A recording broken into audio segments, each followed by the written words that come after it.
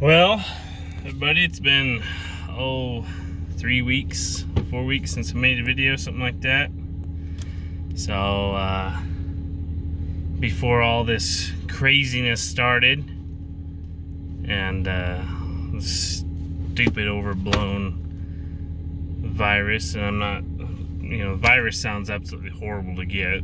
So, but I think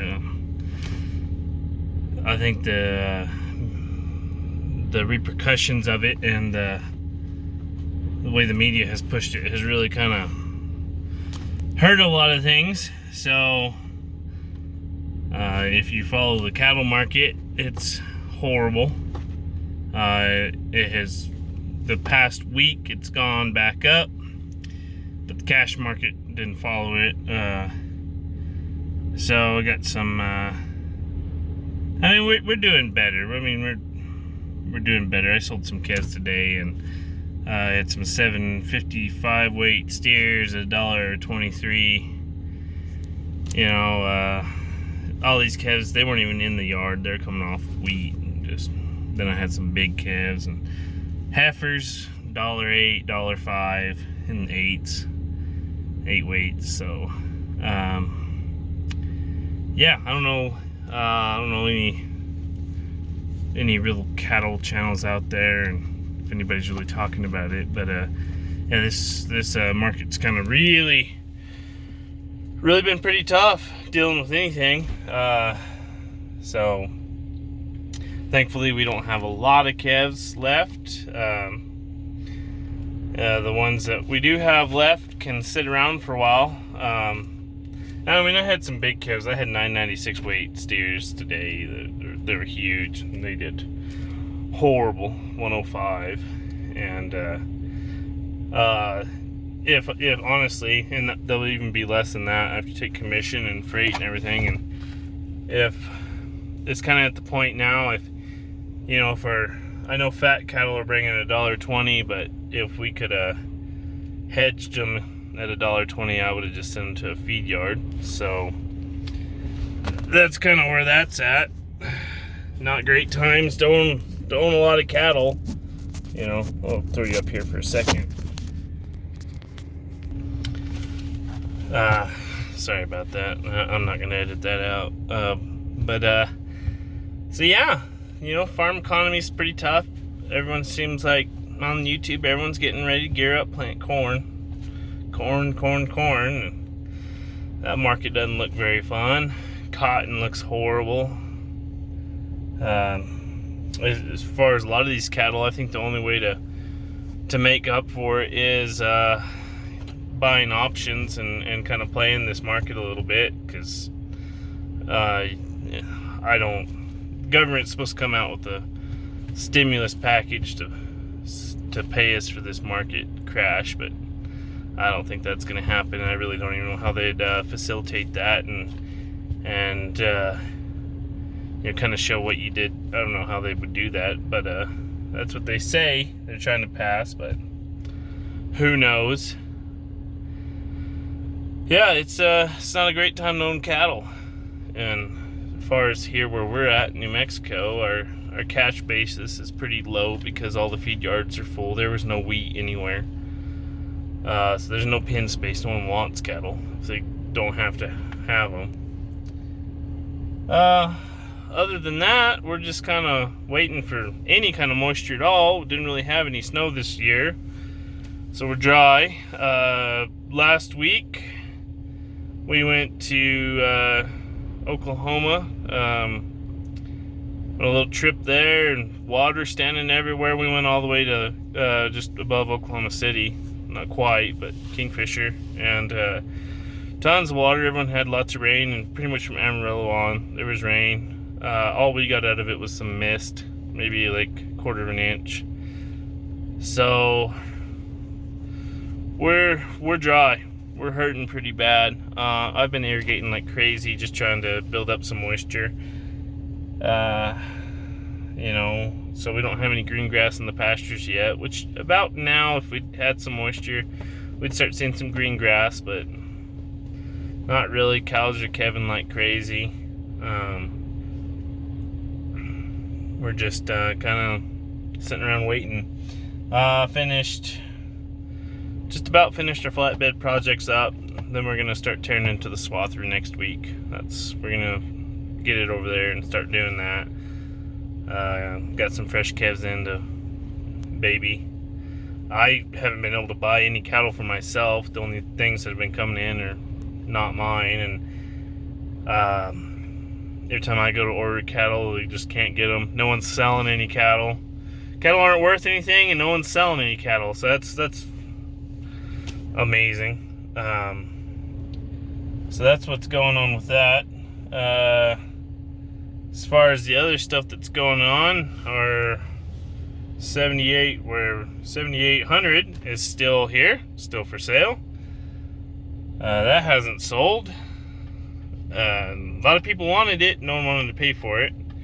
And I mean, realistically, it's still on Tractor House. I got it listed some other places. I don't know.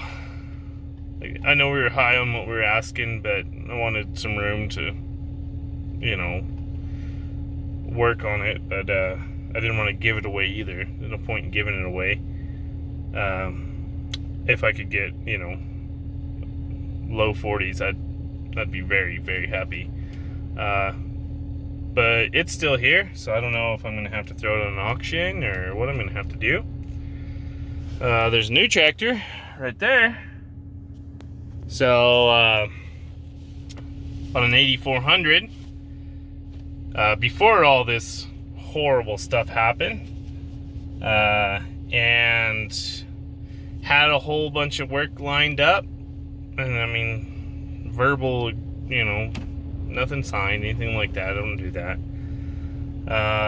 Then came down to after I bought a tractor because and I think I'll probably keep it, but I don't have that work now, so it is something I could definitely use since we wanted to upgrade anyway to another 8000 series, because the 8300 still sitting over there has the GPS on it. This one doesn't. It's plumbed for it, but I didn't do that.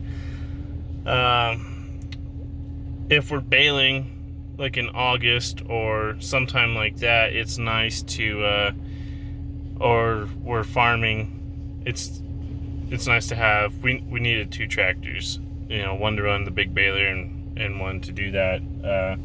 The big baler I could have run it on the other tractors, but I'd have to swap out all the PTO drive lines and all that fun stuff, and that was going to get very expensive. So, and if it broke down, then I'm hosed. So we did buy an 8400. It's not fancy at all. High hours, it's what I could afford. So, basically, it does its job.